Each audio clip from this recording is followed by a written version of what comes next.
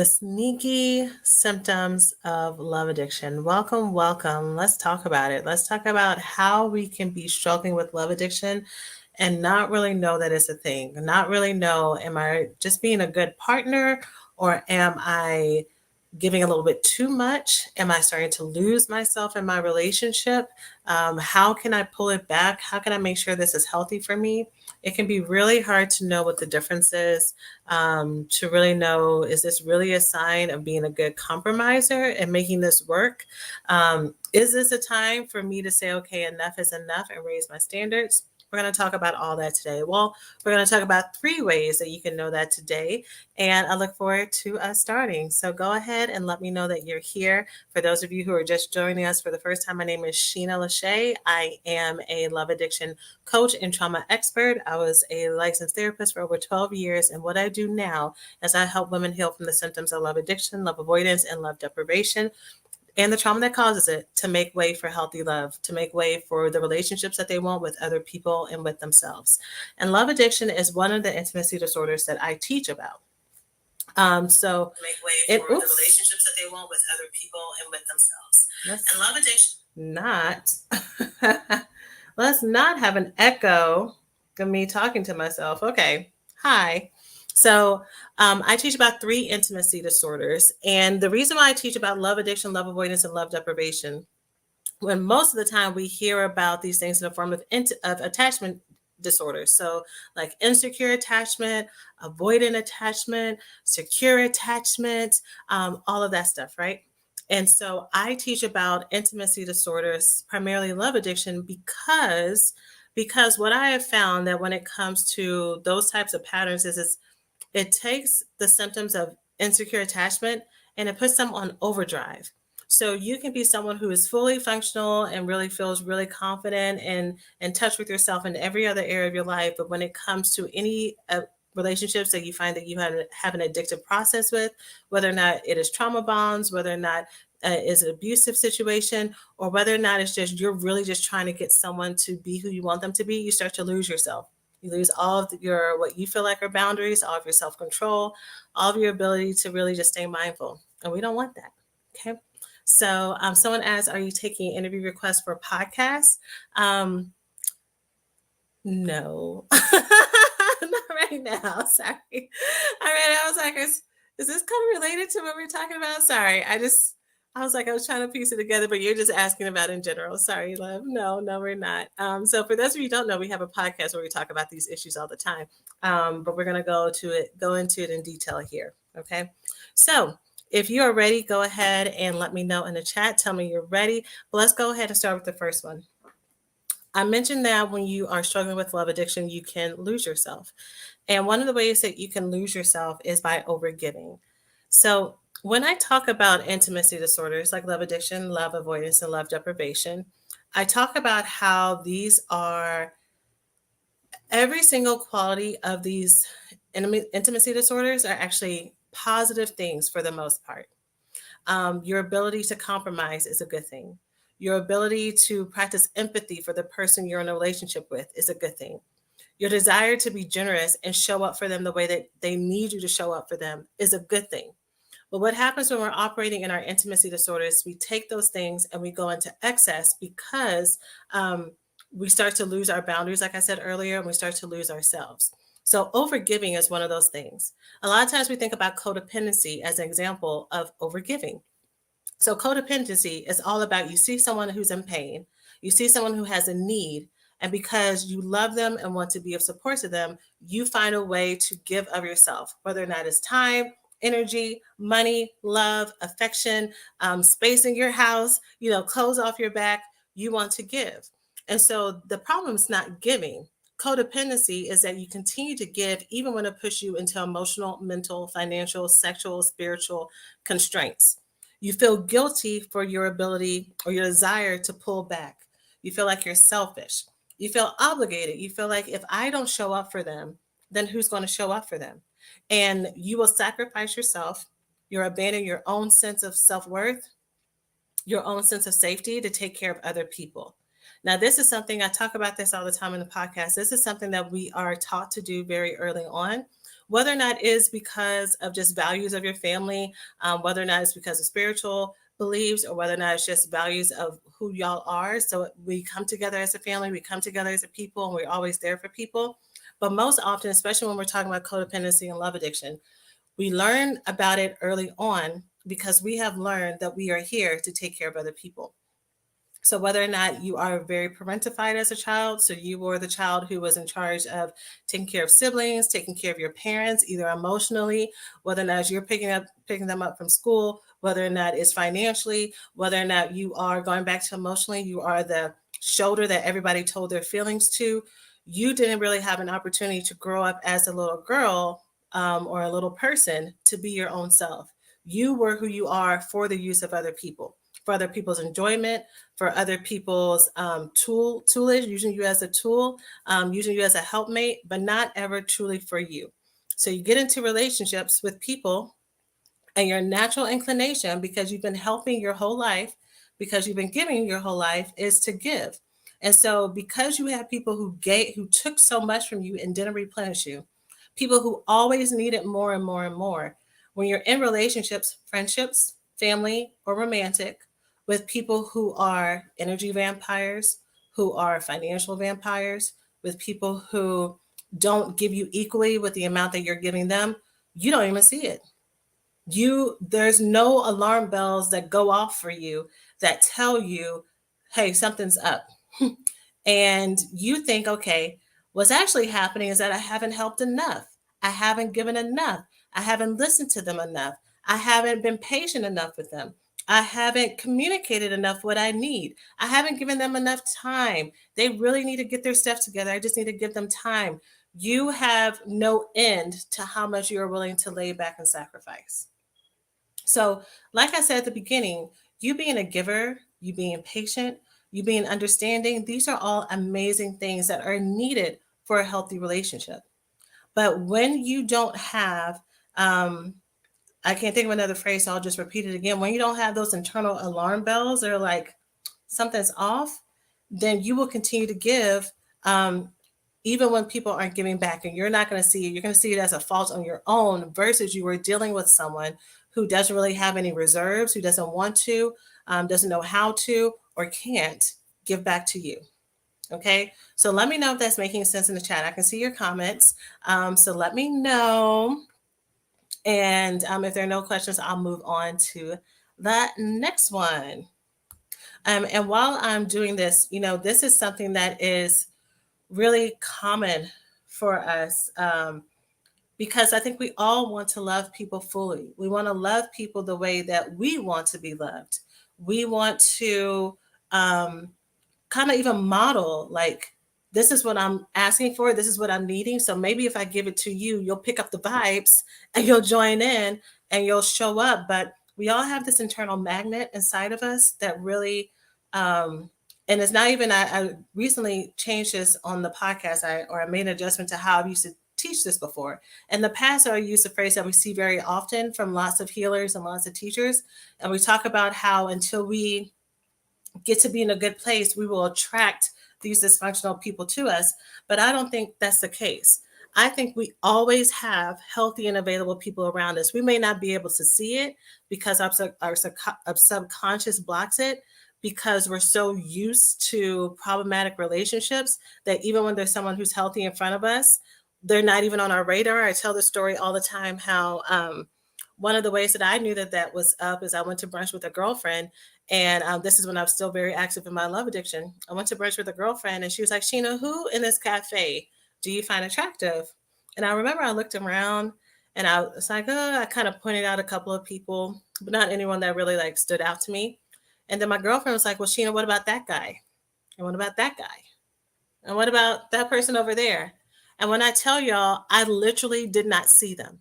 They did not exist in the world.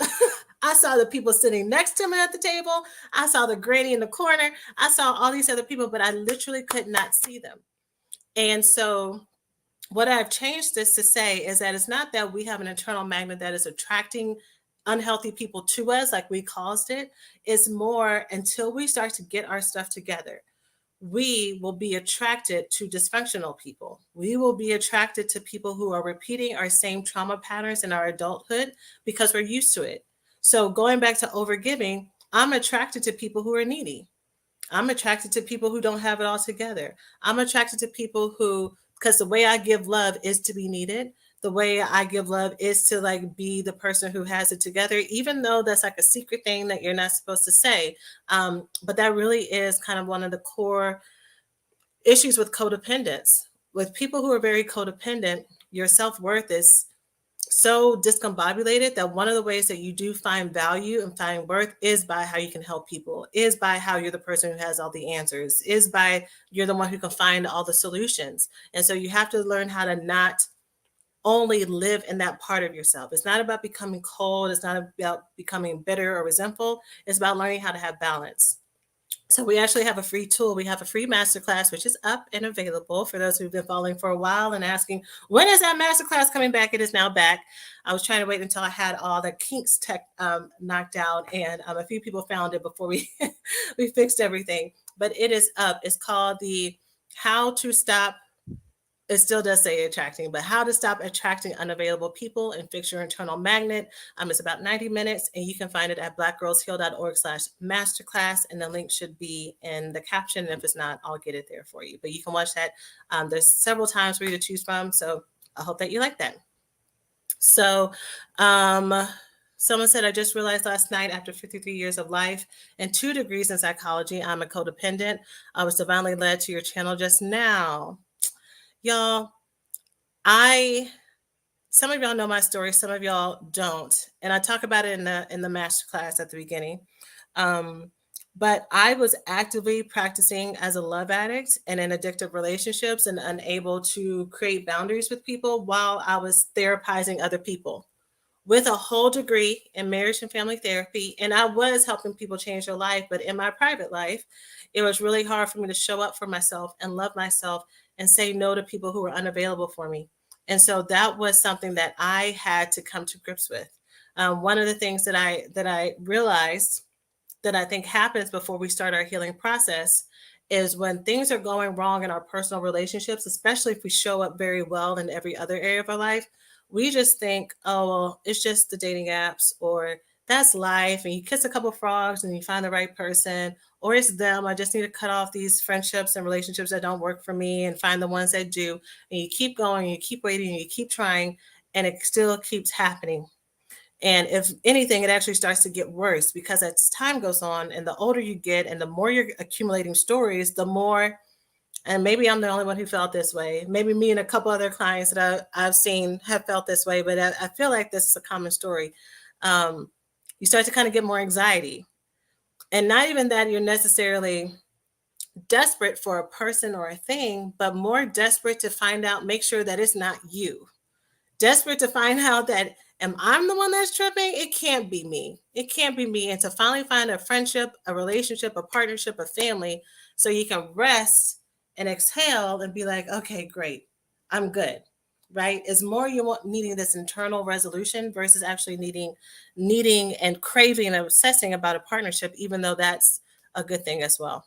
So let me go back to the points and then I'll come back to the questions. So the second point that I said, I'm talking about what are some sneaky ways that we can be struggling with love addiction and not realize it. The first one was overgiving. The second one is over forgiving. Over forgiving. So the theme for today's live is going to be the excess of what are the good qualities. So over forgiving. Forgiveness is needed in every single relationship. In every single, whether it's friendship with your children, with partners, with family, because to be human and to be in any relationship is to have misunderstandings that happen, is to be in partnerships and be in places where sometimes people miss the mark, where they try and intentions there's disconnection in between it. Someone tells a joke and it doesn't land the way that they wanted it to. Someone flaked out on texting back and it happened to be on the day that someone's feeling really sensitive and needing to hear from them, and it struck their abandonment issues. Y'all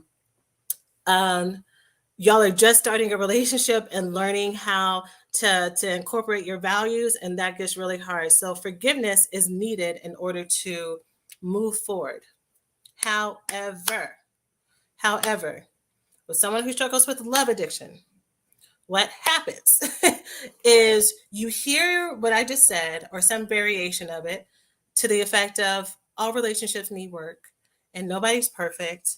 And you have to go through things. You watch an episode of Black Love and you have people who've been married for like 20, 30 years and they talk about how they went through a hard period. So you go back to your partner, you're like, okay, this is just part of it. It's going to be okay. I just got to press through it without realizing that sometimes what's happening are big red alarms and warning bells and fires, and like the whole fire department is down your street and you're like, this is okay, this is fine, this will work out.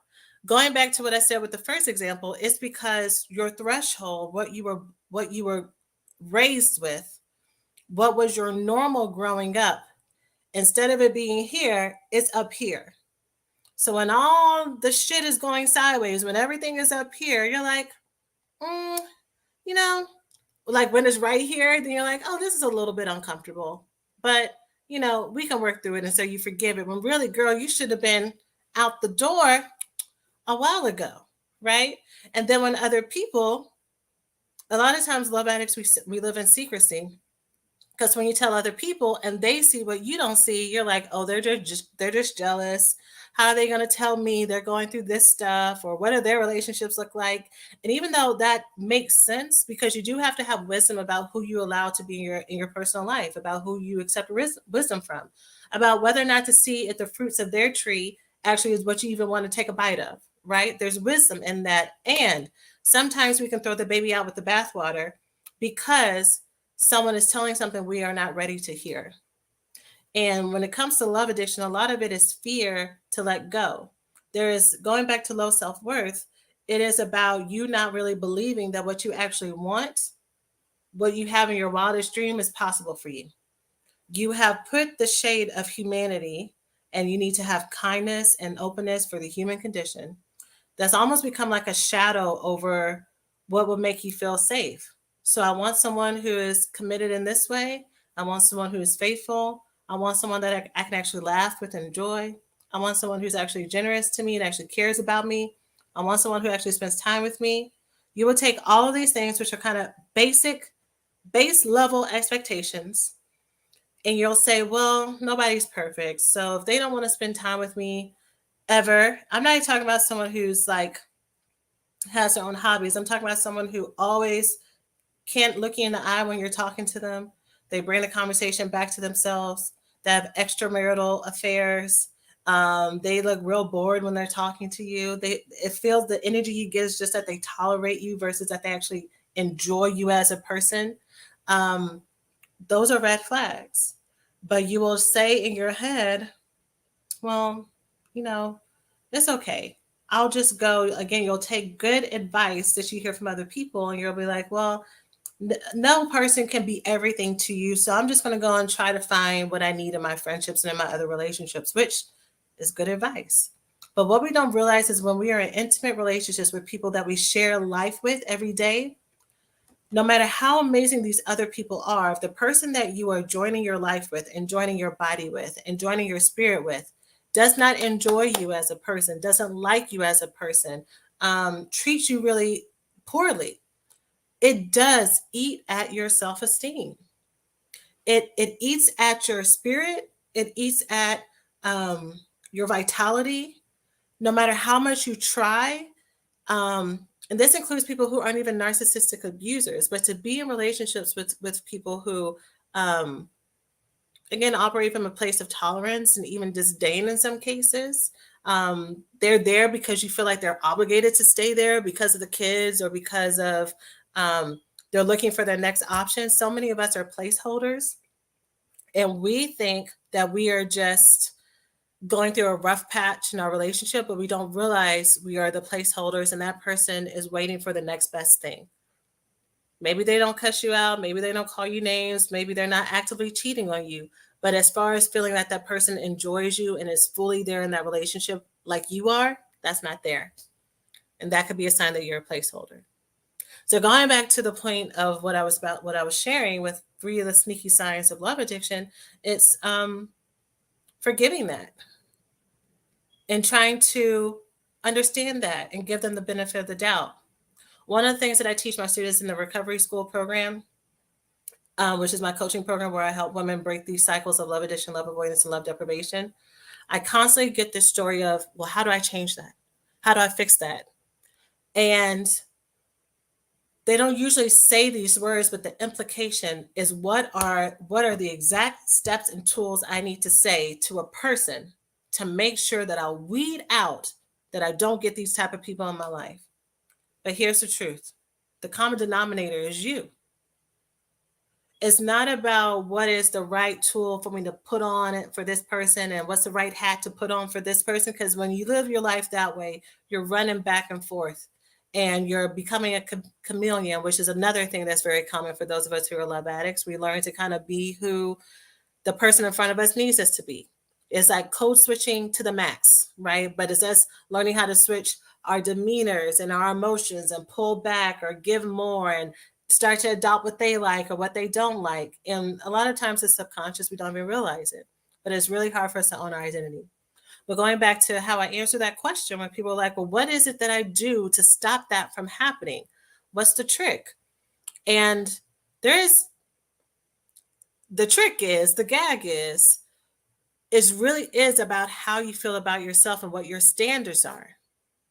You have to get your standards up to be to base minimum standards. Honestly, we hear the jokes all the time about how the bar is in hell, right? The bar is really down. And I think for many of us who struggle with intimacy disorders, it is, and we don't even realize it is. I can't tell you how many times I actually was talking to someone today. How many times women feel so much shame for accepting what they accepted in previous relationships. And I'm like, girl, you were doing the best you knew how. How are you supposed to know better if you didn't get access to that kind of unconditional love, that it wasn't modeled to you, that no one told you what you were worth, even when you weren't giving to them and taking care of them? No one told you. So how are you supposed to know? How are you supposed to know what that feels like in your body? And then once again, we're taking blame for something that isn't ours to own. That was not our responsibility as little girls to raise ourselves. Is never our responsibility, right? So we raise our standards and we realize that this base standard of being with people who enjoy us, people who take care of us, people who listen to us, people who actually like us as people, right? People who pay attention to what we want, people who can take ownership of their part and not project all their stuff onto us. We realize that's a given. In the same way as I know that the sky is blue outside, of course I'm expecting you to show up in this way. Boundaries are not about saying no. Boundaries are invitations to say yes. And I need to get to a place where my standards at a place where the yeses are higher. And not higher because I know there's a lot of things going around right now in popular culture around like these really impossible standards that some people hold. And even though I believe that you can have whatever you want, I do believe that there are some people who have these impossible standards out of hurt and out of pain and out of fear, which goes more into the love avoidance, which we'll talk about on a different day. You make it so hard for someone to get in and love you. Even when they're knocking everything out the park, you'll find a reason to criticize and push them away. And I know me saying that without giving context can be really triggering because I think a lot of people have been hit with this messaging around settling and just taking what you can get. And that can feel like that's the opposite of what I'm actually trying to say. So I'm not telling people to settle. But those of you who have walls up, you got some walls up. But to raise those standards, it really does require self-work. It's not something that you mentally can understand. Because how many of us have heard throughout our lives, you need to love yourself? And we're doing all the things to love ourselves. We're exercising, we're going to therapy, we're journaling, we're doing yoga, and something still isn't clicking, right? It's this internal work and it's these negative core beliefs, and so that's the kind of stuff that we go over in the recovery school. Like, these are the negative core beliefs. This is where it comes from. This is what you do. This is what you say. This is how you practice self-compassion. And we just really hammer those skills in. Another thing I had to tell someone today, they were like, not had to, I got to, but they were like, what do I do? Like this, I still feel this way. And I'm like, well, are you using the tools? Are you using the tools that you're learning? And the answer was no. And I think a lot of us are looking for that magic wand. We're looking for that next best thing that's going to help us. So we collect all these books, we collect all these programs, we collect all these helpers because we're hoping that we can do the one thing that's going to help us. But really, it's routine. It's routine us learning how to spend time with ourselves and love ourselves and commit to ourselves and do and teach and re-educate, relearn, or learn for the first time how to actually love ourselves in a different way. Does that make sense? Let me know if that makes sense. Let me know in the chat if that's making sense.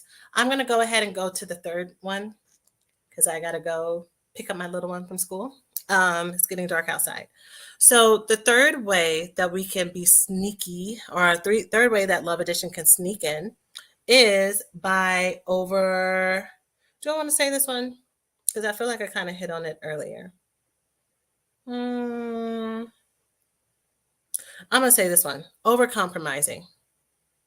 Over compromising is the third sneaky way that something that was really good in a relationship can sneak in and actually be a way that we can lose ourselves and forget ourselves.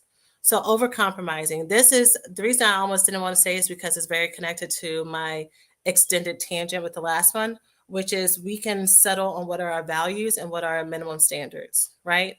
So I'll use this example in hopes that this helps make sense. So let's say we grow up in a family that tells us that we need too much. You need too much attention. You don't need compliments. You just need to do it. You just need to show up. Ain't nobody gonna baby you. The world isn't like that. You gotta be strong, you gotta be resilient, you gotta be whatever, right? So what that does is if your love language is words of affirmation, and it makes you feel good to be told that you're great, that you're wonderful, good job, you love praise, right? You have been told your whole life that that is a sign of weakness, that is unnecessary, that you're asking for too much, that is a burden, that ain't nobody got time for that, whatever the messaging was. So you are more prone until you do the work on that and realize that what you need and what you want is appropriate and healthy for you because it's about how you need to be loved, not how everybody else wants to be loved or what they're capable to give, but what you actually need. And if someone's not capable of giving that, then that has nothing to do with you. It just means that they're not the right fit. Right? But we don't learn that, if you've been surrounded with this messaging. So you are more prone to be in relationships with people who are not loving you in the way that you need. Whoops. Not loving you in the way that you need. The keys fell. I guess that's a sign to get going. Not loving you the way that you need. And you're like, okay, maybe I'm asking for too much. Maybe I'm being too sensitive. Maybe I need to do more work. Maybe I just need to distract myself. They really love me in this way and they're showing up and they're working.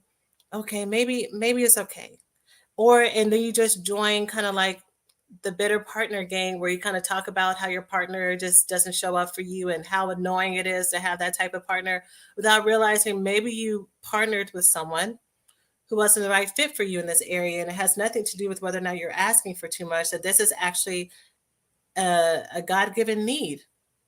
We all have different things that light us up. That's what makes this world beautiful, the diversity of it. What makes us all unique is why we all fit together so well, because we all are different. And so it's about us embracing that. And that's what helps us shine. That's what helps us feel safe. But if I don't know I have the right to say, this is what I need with my whole chest being from a place of confidence and groundedness and fulfillment, versus what happens in our wounded space, there's two extremes that happen. When we are in our wounded space, we don't ask at all, and we try to go without, and we try to act like it's not that big of a deal until we start to get really angry and we explode, because you can only repress your needs for so long. Or in the wounded space, it also looks like I'm so used to other people not showing up for me. I'm so used to other people downing me and ignoring me. I'm going to tell you what I want. I'm going to tell you the first time we meet, and this is what I want, and these are my expectations. And if you cross me, this is what's going to happen. And I'm not talking to you, and da da da da. And I'm out the door. And we come with, instead of assertiveness, it's aggression, and it's aggression because it's based on trauma.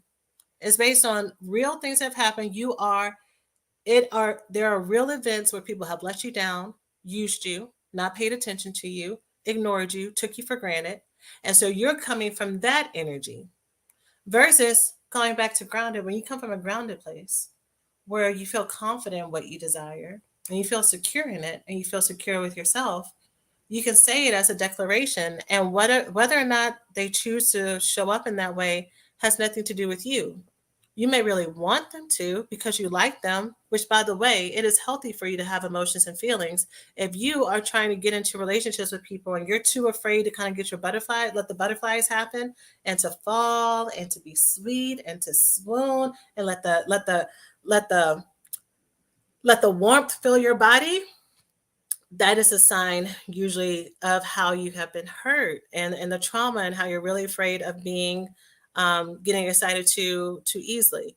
And again, we can talk about the perils of dating and everything in this day and age on a different episode or stream. But what I'm really trying to hit at is when we have a fear of letting go, it is usually because we're acting out of that trauma versus true intuition and wisdom. Because when I'm clear about my boundaries, when I know who I am and I trust myself, I trust that if I choose to give you time and energy and you do something or you're showing me signs that you are not going to show up for me, I trust that I can walk away. I don't need you. I want you. I want to be in connection with you. But if you don't give me the opportunity to say yes, if you don't give me the freedom and security to move closer to you, then I'm going to listen to you and I'm going to move back. Right. But all that happens through our own personal journeys and learning what we want and learning how to pay attention to that. Okay. So hopefully that makes sense. So I'm going to answer this one question, then I'm going to go for real. Karen asked on YouTube, how do we deal with disrupting our entire family? By the way, I'm live on both YouTube and Facebook right now. How do we heal without disrupting our entire family? The truth is, how do I say this? I'll answer big, then I'll go in. When people start this healing process, and the reason that they get into the healing process is because they see that things are happening in their relationships. There's so many different ways that people enter into healing. Sometimes they are going through depression, and that's what brings them to therapy, coaching, or healing. Sometimes it is grief. And sometimes it's your relationships are on fire. Your family stuff is on fire. You're with a narcissist. Your kids are acting up. And so that brings you to your healing process. And in that healing process, you realize, oh, it's not really just about my relationships. It's about me and it's about how I show up there, right? So what I find is when it's relationships that bring you there, usually is one or two people that are top of mind. And people get into this process and they're like, they realize they learn about themselves and they learn about them. And then with what they are finding out about what's unavailability, what are red flags, what are signs, they look at this one person and then they look at the person that wasn't on the radar and they're like, I think you're unhealthy. And then they look at who they thought their best friend was. And they're like, you've been disrespecting me like this too. And they look at how they show up in other areas and they're like, and that's not good either. And you start to realize that when people say wherever you go, there you are, and you bring your own sense of self and what you expect of people, what you don't expect of people in every single relationship at work and friendships and family and romantic partnerships, it's true. So then you start to realize, have I been surrounded by dysfunction this whole time? And the answer is yes. How does that connect to your question?